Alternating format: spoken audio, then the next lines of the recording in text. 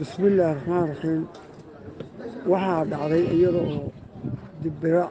dagaalkii ka dhacay oo mididii fidaar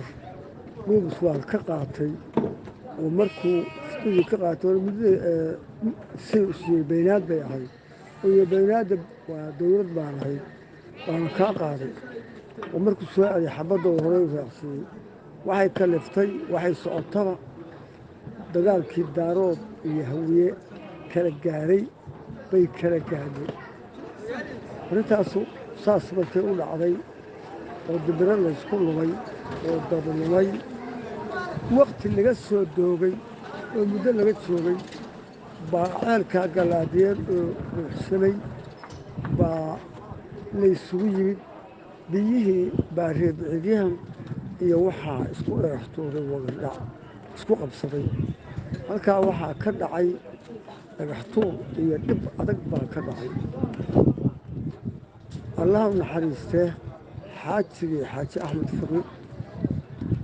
gabaygii markaasuu gabi tegey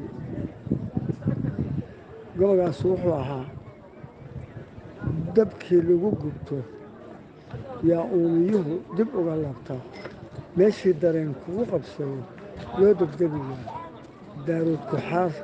iyo daarood kuxaar isaaq bay ka dhacday daarood kuxaar iyo dibbira duudsi laga yeelay raggii daynka weyn lagu ogaa